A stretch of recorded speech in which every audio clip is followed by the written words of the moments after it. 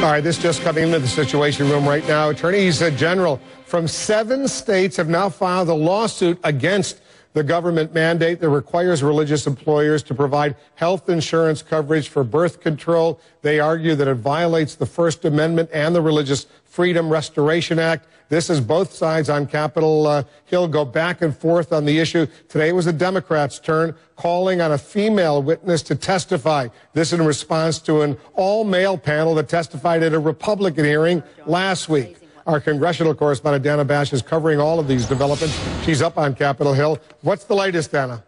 Well, the latest, Wolf, is that Congress is not in session this week at all. So this quote-unquote hearing was really an unofficial partisan event. Democrats brought this one witness, somebody who promoted their idea that contraception is really about women's health care. One lawmaker said she was, quote, out of central casting.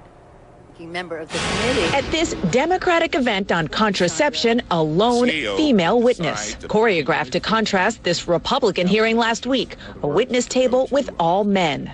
100% of those who give birth and plan their families are women. There was not one single woman on that panel. What is wrong with this picture? If this were a hearing on prostate cancer, and there was a lineup of women and no men, I guarantee you men would not have stuck around, because they would have said to themselves, you know, come on, give me a break. At issue, the Obama administration's controversial requirement that health insurance cover contraceptives, even at religiously affiliated institutions. Democrats say it's critical for women's health. Republicans say it's stomping on religious freedom, not about health care.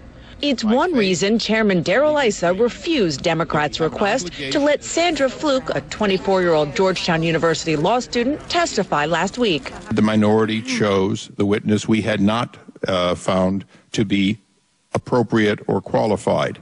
Democrats staged this unofficial hearing for Fluke to tell stories about friends whose health problems got worse because Catholic institutions denied coverage for the pill.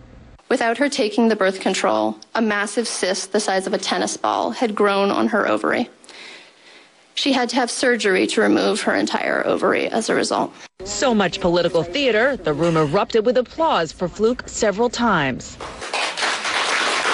Democratic sources say the issue is helping rally critical female swing voters. It's been very hard over the years to convince people that the fight here has been about contraception. And Democrats spent as much time piling on Darrell Issa as highlighting the contraception issue.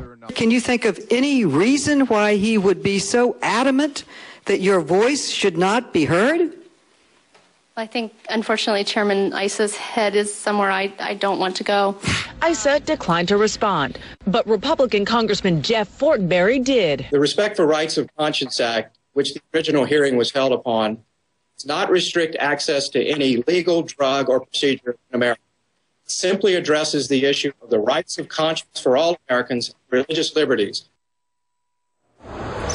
Now, that Republican argument that the Obama administration is effectively waging war on religion became such a political problem for the White House that they relented and said that religious institutions don't have to actually pay for it, that insurance companies, well, they tried to, you remember, Wolf, have a compromise. But Democrats in the House, especially those who had this hearing today, they think that this issue is a big political plus, especially as they tried to bring women in swing areas back into the fold, into the Democratic Party.